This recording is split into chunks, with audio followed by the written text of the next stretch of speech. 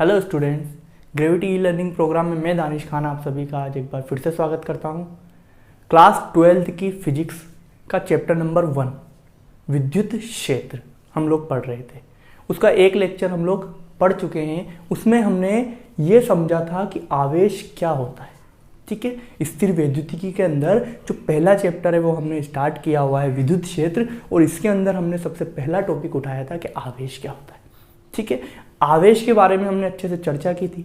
आवेश के प्रकार के बारे में हमने चर्चा की थी। आवेश का संरक्षण, आवेश का क्वांटमीकरण, ठीक है, Q बराबर NE हम लोगों ने सूत्र भी बताया था।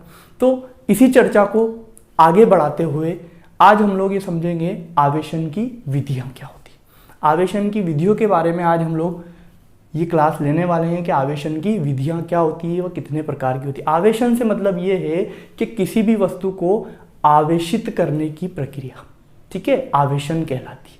किसी भी वस्तु को आवेशित करने की प्रक्रिया, हमने कहा था ना कोई उदासीन वस्तु है वो आवेशित हो गई। अब आवेशित कितने प्रकार से हो सकती है? 2 प्रकार से हो सकती है। या तो उस पर आएगा धनावेश या उस पर आएगा ऋणावेश। ठीक है, अब ये धनावेश और ऋणावेश की बात कही किसने थी?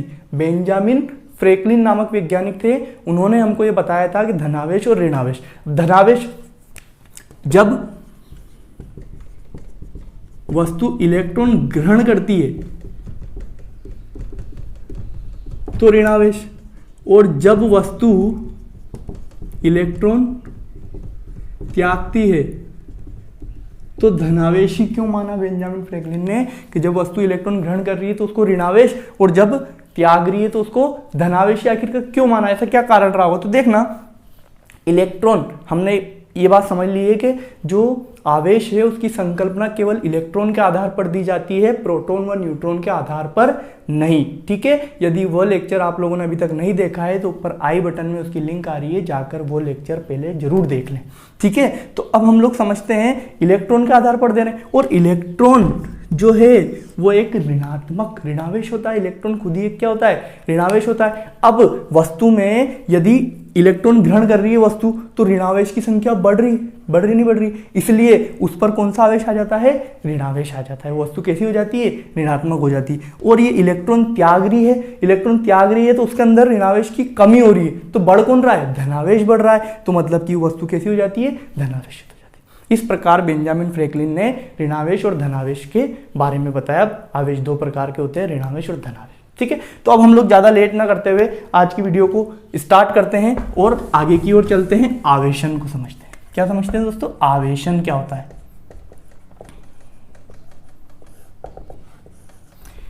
किसी भी वस्तु को आवेशित करना ही क्या कहलाता है? आवेशन कहलाता है। कोई उदासीन वस्तु है उसको आवेशित या तो धनावेश बना दें या हम ऋणावेश बना दें, तो यह प्रक्रिया ही क्या कहलाती है? आवेशन कहलाती है। ठीक है, किसी उदासीन वस्तु को धनावेश व ऋणावेश बनाना ही क्या कहलाता है? हमारा आवेशन कहलाता है। ठीक है, अब ये जो आवेशन है इसकी विधियां मुख्यतः 3 है। कितनी है? 3 है। पहली तो क्या है हमारे पास में? घर्षण द्वारा आवेशन। दूसरी क्या है? चालन, या इसको हम लोग संपर्क बोल सकते हैं, द्वारा आवेशन। तीसरी हमारे पास है प्रेरण द्वारा आवेशन। ठीक है, ये 3 विधियां हम लोग आज इस वीडियो में डिस्कस करने वाले हैं। तो समझना, घर्षण और चालन विधि द्वारा आवेशन में हम 2 वस्तुओं को संपर्क में लाएंगे। तो क्या करेंगे? 2 वस्तुओं को संपर्क में लाएंगे। केवल एक विधि ऐसी है प्रेरण, जिसमें हम 2 वस्तुओं को संपर्क में लाए बिना ही उनको क्या कर देंगे?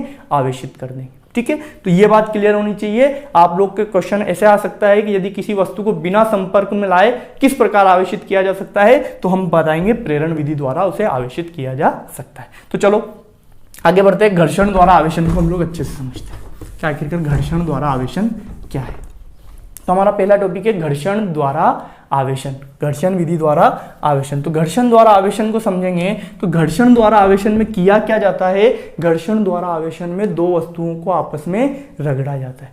ये 2 वस्तुएं हैं, एक ये कपड़ा हो गया मान लो, और एक ये पेन हो गया। इन दो वस्तुओं को आपस में रगड़ा जाता है। जब दो वस्तुओं को आपस में रगड़ा जाता है तो उसमें ऊष्मा उत्पन्न होती है और उस ऊष्मा की वजह से एक वस्तु से इलेक्ट्रॉन निकलकर दूसरी वस्तु में स्थानांतरित हो जाता है। सिंपल सा टॉपिक है, समझने की कोशिश करना। जब दो वस्तुओं को आपस में रगड़ा जाता है ना, दो वस्तुओं को आपस में क्या किया जाता है, रगड़ा जाता है, तो एक वस्तु से इलेक्ट्रॉन निकलकर दूसरी वस्तु में प्रवेश कर जाते हैं। इलेक्ट्रॉन क्यों निकल रहे हैं? क्योंकि घर्षण करेंगे ना, तो घर्षण द्वारा यहाँ पर ऊष्मा हीट होगी और वो इलेक्ट्रॉन ऊर्जा प्राप्त करके एक वस्तु से निकल जाएंगे और दूसरी वस्तु में। अब ये किस वस्तु से निकलेंगे और किस वस्तु में जाएंगे, ये वस्तु की प्रकृति पर निर्भर करता है ना।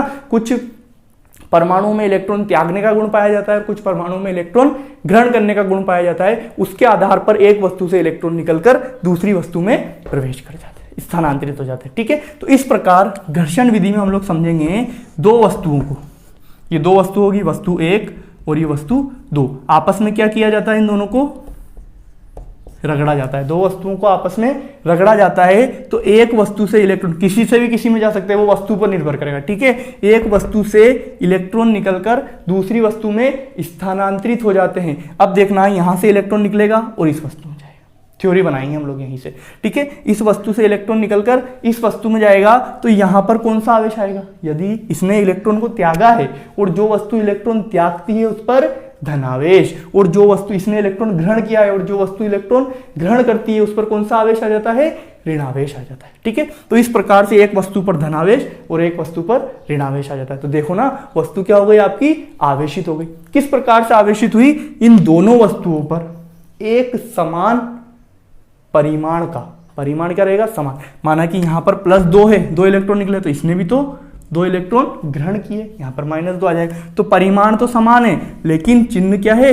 विपरीत, है ना। समान परिमाण व विपरीत आवेश उत्पन्न हो जाते हैं। इन दोनों वस्तु पर समान परिमाण व विपरीत प्रकृति का आवेश उत्पन्न हो जाता है। इस प्रकार घर्षण विधि द्वारा दो वस्तुओं को आपस में रगड़कर आवेशित किया जा सकता है। ठीक है, थ्योरी आप लोगों को यहाँ साइड में दिख रही होगी, उस थ्योरी को आप लोग लिख लो। इसके कुछ एक एग्जाम्पल्स है जो हम लोग देख लेते हैं यहाँ। तो देखना, यहाँ पर जो कुछ एक वस्तु हैं, जैसे बिल्ली की खाल, प्लास्टिक की छड़। बिल्ली होती है ना, बिल्ली की स्किन, बिल्ली की स्किन पर यदि आप प्लास्टिक की छड़, जैसे पेन हुआ, इसको आप लोग रगड़ोगे तो बिल्ली की खाल से इलेक्ट्रॉन निकलकर प्लास्टिक की छड़ में स्थानांतरित हो जाएंगे, तथा बिल्ली की खाल पर धनावेश व प्लास्टिक की छड़ पर ऋणावेश आ जाएगा। बात समझ में आ रही है? प्लास्टिक की छड़ या फिर बिल्ली की खाल पर आप लोग एबोनाइट की छड़ भी रगड़ सकते हैं। सर एबोनाइट की छड़ क्या होती है? तो एबोनाइट की छड़ आप लोग को यहाँ पर फोटो दिख रहा होगा। एबोनाइट एक प्रकार का रबर होता है। ठीक है, एक प्रकार का सख्त रबर होता है। ठीक है, एबोनाइट क्या है? एक प्रकार का सख्त रबर होता है जो प्राकृतिक रबर के संश्लेषीकरण से बनाया जाता है। ठीक है, तो एबोनाइट की छड़ को बिल्ली की खाल पर रगड़ लो या फिर प्लास्टिक की छड़ को रगड़ लो तो बिल्ली की खाल पर धनावेश व एबोनाइट और प्लास्टिक की छड़ पर क्या आ जाएगा? ऋणावेश आ जाता है। ठीक इसी प्रकार एक और एग्जाम्पल देखना, कांच की छड़ को रेशमी कपड़े से रगड़ा जाता है। रेशमी का कपड़ा तो आप लोग जानते हो, तो कांच की छड़ को जब रेशमी कपड़े से रगड़ा जाता है तो कांच की छड़ पर धनावेश व रेशमी कपड़े पर ऋणावेश आ जाता है। ठीक उसी प्रकार ऊनी कपड़े को एम्बर, एबोनाइट, प्लास्टिक, रबर, इनमें से किसी से भी रगड़ा जाता है तो ऊनी कपड़े पर धनावेश व इन पर ऋणावेश आ जाता है। तो एम्बर, एबोनाइट तो समझ लिया अपन ने क्या है। अब एम्बर क्या है? तो एम्बर जो है ये एक विशेष प्रकार का गम होता है, गोंद होता है ना, पेड़ से निकला हुआ गोंद होता है जो समय के साथ सख्त होता जाता है और इतना सख्त हो जाता है कि पत्थर से भी, कंक्रीट से भी ज्यादा मजबूत हो जाता है ना। आप लोगों ने देखा होगा, यहाँ फोटो दिख रहा होगा, उंगली में जो हीरा पहनते हैं ना, ज्वेलरी पहनते हैं अपन, तो उसके अंदर एक नग होता है, मतलब इस प्रकार का, जो कि ट्रांसपेरेंट जैसा दिखता है आप लोग को। तो ये एक प्रकार का बोल सकते हैं अपन पेड़ों से निकला गूंद होता है जो समय के साथ सख्त होता जाता है, बिल्कुल पत्थर जैसा बन जाता है। ठीक है, तो उसे क्या बोलते हैं अपन? एम्बर बोलते हैं। इन चीजों को आप यदि ऊनी कपड़े पर रगड़ोगे तो ऊनी कपड़े पर धनावेश व इन पर ऋणावेश आ जाता है। ठीक है, तो इस प्रकार आप लोगों के घर्षण द्वारा आवेशन बहुत ही अच्छे से क्लियर हो जाना चाहिए। ठीक है, तो घर्षण द्वारा आवेशन की ये विधि थी। अब हम लोग नेक्स्ट विधि पर चर्चा करते हैं। तो देखना दोस्तों, चालन या स्पर्श विधि द्वारा आवेशन को हम लोग समझेंगे। अब चालन या स्पर्श विधि में क्या होता है? ठीक उसी प्रकार घर्षण में भी हम लोग दो वस्तुओं को संपर्क में ला रहे थे और इस चालन में भी हम लोग दो वस्तुओं को क्या करेंगे? संपर्क में लेकर आने वाले हैं। तो किस प्रकार से लाएंगे? इसके अंदर क्या किया जाता है? एक आवेशित गोला लेते हैं। ठीक है, इसको हम लोग कुचालक स्टैंड पर रख देते हैं। ये क्या है आपका? कुचालक स्टैंड, ताकि इसका आवेश जमीन में ना जाए, भू संपर्कित ना हो पाए, इसलिए आवेशित गोला लिया। मान लेते हैं हम लोगों ने धन आवेशित गोला ले लिया, ठीक है, एक धन आवेशित गोला ले लिया, उसको हमने क्या कर दिया, कुचालक स्टैंड पर रख दिया। अब एक और गोला लेते हैं हम, जो कैसा है, ये तो गोला कैसा है, दिख रहा है आपको, धनावेशित, ठीक है। अब हमने एक और गोला लिया, इसको भी किस पर रख दिया, कुचालक स्टैंड पर रख दिया, लेकिन ये गोला आपका उदासीन है। उदासीन का मतलब अनावेशित है, मतलब इस पर कोई आवेश उपस्थित नहीं है। तो हमको इस वाले गोले को आवेशित करना है, हमको इस वाले गोले को क्या करना है, आवेशित करना है। ये तो आवेशित है, अब हमको इस वाले गोले को भी आवेशित करना है, किस विधि से, चालन विधि से, ठीक है। तो इस वाले गोले को आवेशित करने के लिए हम लोगों को इन दोनों को क्या करना पड़ेगा, संपर्क में लाना पड़ेगा। तो संपर्क में ले आओ, किसी चालक तार द्वारा जोड़ दो जिसमें से आवेश जा सके, ठीक है। तो किसी चालक तार द्वारा जोड़ दो, या फिर इन दोनों गोलों को पास पास ले आओ।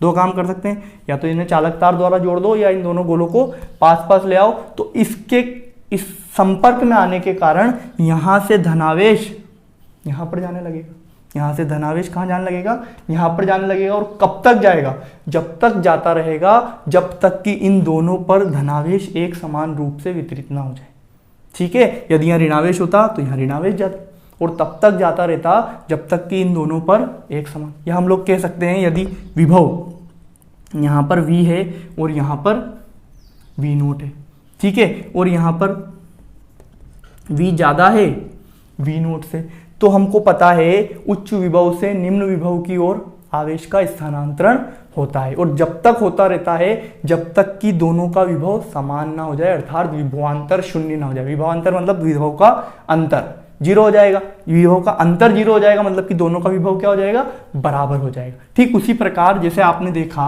कि आपके यहाँ पर पानी की टंकी भरी हुई है, ये पानी की टंकी इतनी भरी हुई है, और ठीक इसी के पास हमने बराबर आकार की एक और पानी की टंकी रख दी, लेकिन ये कम भरी हुई है, और इन दोनों को हमने आपस में जोड़ दिया, एक पाइप द्वारा इन दोनों को आपस में अपन ने कनेक्ट कर दिया, ठीक है। तो आप लोग देख रहे होंगे कि यहां से पानी बहकर इधर की ओर आने लगेगा, इस वाली टंकी में ना, इस वाली टंकी में पानी अपने आप आने लगेगा, आपको कुछ करने की जरूरत नहीं है, ये पानी यहां पर आने लगेगा, मतलब कि उच्च स्तर से निम्न स्तर की ओर पानी का प्रवाह हो रहा है। ठीक उसी प्रकार का कॉन्सेप्ट यहां पर है, उच्च विभव से निम्न विभव की ओर आवेश का स्थानांतरण हो रहा है। समझ में आ रही है बात? जिस प्रकार उच्च स्तर से निम्न स्तर की ओर पानी का प्रवाह हो रहा है, ठीक उसी प्रकार उच्च विभव से निम्न विभव की ओर आवेश का स्थानांतरण होता है, ठीक है। और कब तक होता रहता है, यहां पर पानी का प्रवाह कब तक होता रहेगा, जब तक कि ये दोनों का लेवल, यहां से थोड़ा पानी कम होगा और यहां पर थोड़ा पानी चढ़ जाएगा, और ये दोनों का लेवल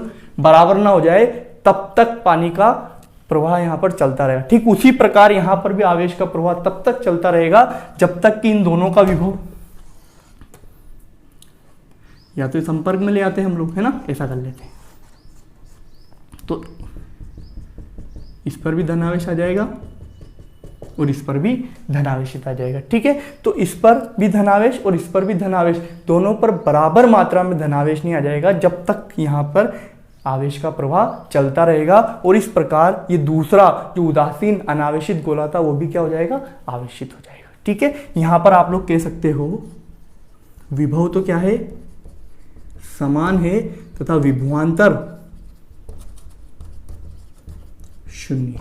इसकी हम लोग थ्योरी भी ठीक इसी प्रकार से लिखेंगे कि अर्थात एक आवेशित गोला, आवेशित बोलेंगे अपन इसको, स्पेशली धनावेशित नहीं बोलेंगे, यहां पर ऋणावेशित भी ले सकते हैं, क्योंकि अपन यदि किसी आवेशित गोले को किसी अनावेशित गोले के संपर्क में लाया जाता है, क्या लिखेंगे, यदि किसी आवेशित गोले को किसी अनावेशित अर्थात उदासीन गोले के संपर्क में लाया जाता है, तो आवेश का प्रवाह उच्च विभव से निम्न विभव की ओर होता है, और तब तक होता रहता है जब तक दोनों गोलों का विभव समान ना हो जाए, अर्थात विभवांतर शून्य ना हो जाए। इस प्रकार चालन द्वारा दूसरा अनावेशित गोला भी क्या हो जाता है, आवेशित हो जाता है, ठीक है। जो इस पर आवेश है वही इस पर आएगा, यदि यहाँ ऋणावेश होता तो यहाँ पर भी कौन सा आवेश होता, ऋणावेश आता, ठीक है। तो इस प्रकार चालन या स्पर्श द्वारा आवेशन को हम बड़ी आसानी से समझ सकते हैं। यदि अभी भी कोई दिक्कत हो आप लोग को इस विधि में, तो मुझे कमेंट करके जरूर बताना, ठीक है। तो अब हम लोग अगली विधि की ओर चलते हैं,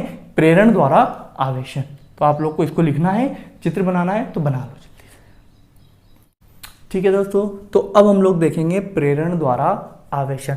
अब हमने दो विधियों में तो दो वस्तुओं को आपस में संपर्कित करवा दिया था, इसमें हमको वस्तुओं को संपर्कित नहीं करवाना है, दूर रखकर ही काम करना है। ये अनावेशित है, ये आवेशित है, इसकी सहायता से हमको इसको आवेशित करना है और टच भी नहीं करना है, कुछ ऐसा कॉन्सेप्ट है। तो समझने की कोशिश करना। ये मैंने ली साहब एक गोला लिया, कैसा गोला लिया? उदासीन। या हम लोग इसको बोल सकते हैं अनावेशित। काय पर रखा हुआ है ये? कुछ अलग स्टैंड पर रखा हुआ है।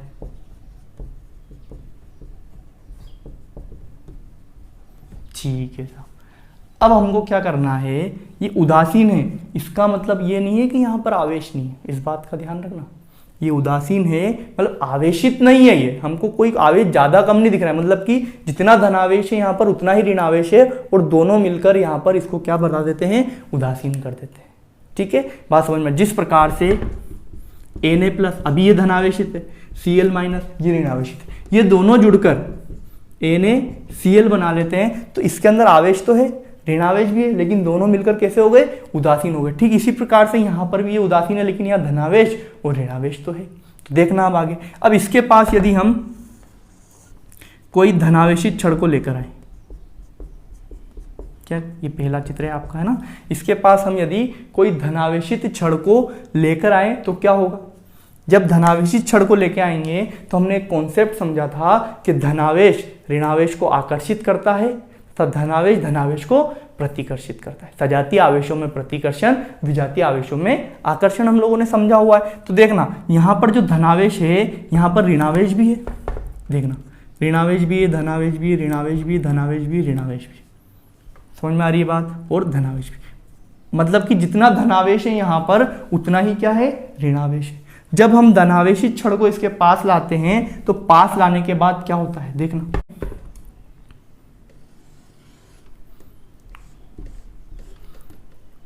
हम एक धनावेशित छड़ लेके आते हैं, ऋणावेश भी ला सकते हो आप लोग, है ना? एक आवेशित छड़ लेके आते हैं, यूं कहते हैं ना। अभी हम धनावेशित लाए तो धनावेशित बात कर लेते हैं। धनावेशित छड़ को जब इसके पास लाया जाता है तो देखो इसके अंदर समान मात्रा में धनावेश, समान मात्रा में ऋणावेश। तो ये धनावेश क्या करेगा? ये धनावेशित छड़ इसके अंदर से ऋणावेश को आकर्षित करेगी, क्योंकि हम लोग जानते हैं विजातीय आवेशों में, है ना, अलग अलग प्रजाति के आवेशों में आकर्षण का गुण पाया जाता है। तो ये धनावेश इसके ऋणावेश को आकर्षित करेगी और इसके गोले के एक ओर एकत्रित कर लेगी, छड़ की ओर सारा ऋणावेश क्या हो जाएगा? एकत्रित हो जाएगा, इकट्ठा हो जाएगा। तो बचा यहाँ पर धनावेश, तो धनावेश का असर यहीं पर पड़ा रहेगा क्या? नहीं रहेगा, धनावेश यहाँ पर पड़ा नहीं रहेगा। जिस प्रकार इसने इस ऋणावेश को आकर्षित करा उसी प्रकार ये धनावेश इस धनावेश से क्या होगा? प्रतिकर्षित होगा, और प्रतिकर्षित होकर कहाँ चला जाएगा? इसकी दूसरी ओर चला जाएगा। ठीक है, प्रतिकर्षित होकर कहाँ चला गया? इसकी सतह, दूसरी सतह, मतलब कि छड़, जिधर छड़ रखी हुई है उससे विपरीत और एकत्रित हो जाएगा। ये आपका कौन सा चित्र हो गया? दूसरा चित्र हो गया।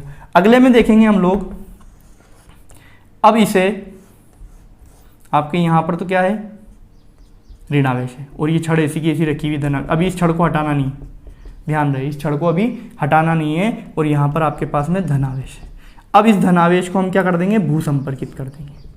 भू संपर्कित करना तो जानते हो, जमीन से जोड़ देंगे, है ना? तो जब जमीन से जोड़ेंगे तो ये सारा धनावेश, इधर का सारा धनावेश कहाँ चला जाएगा?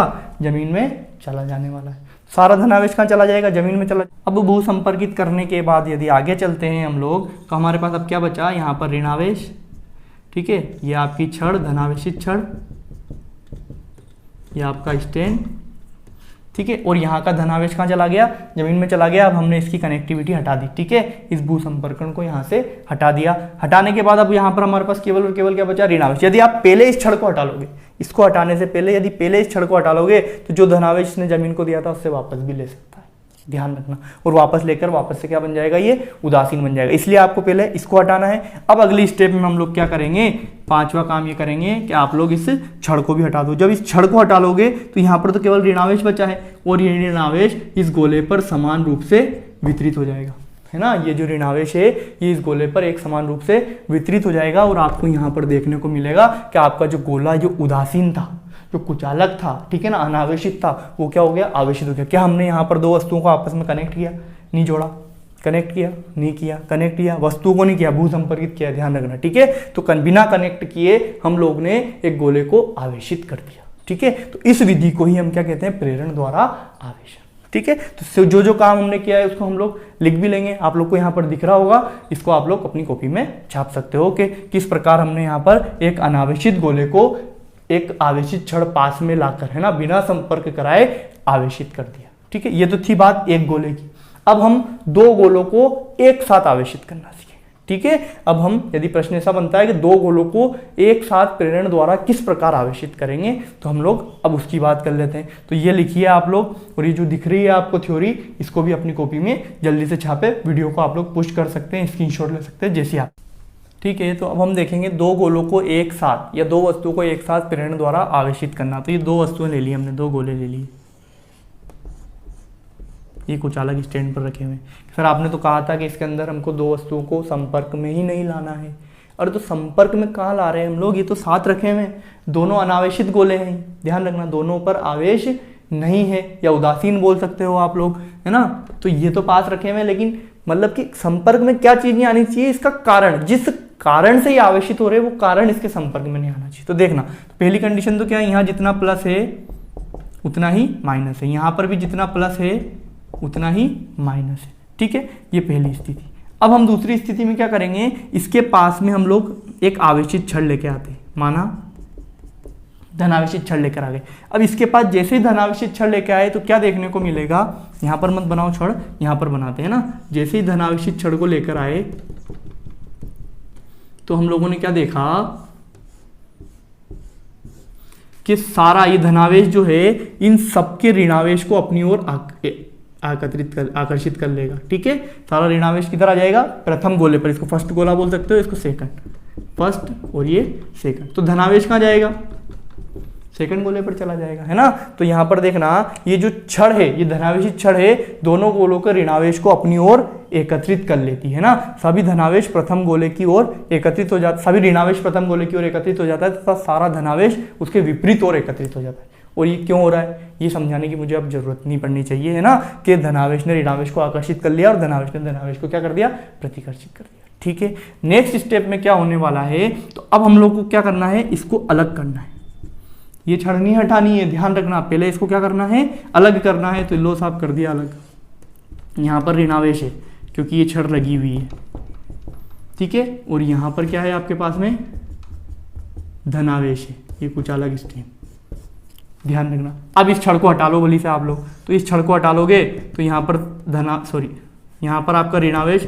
एक समान रूप से विसरित हो जाएगा और यहाँ पर आपका धनावेश एक समान रूप से विसरित हो जाने वाला है। तो देखो कितनी आसानी से हमने इस छड़ को बिना स्पर्श कराए इन दोनों गोलों को एक साथ आवेशित कर दिया। देखो ये गोला ऋणावेशित हो गया, ये गोला धनावेशित हो गया। यदि यहाँ पर हम लोग ऋणावेशित छड़ लाते तो प्रथम गोला आपका धनावेशित होगा और द्वितीय गोला आपका ऋणावेशित हो जाता है, ठीक है।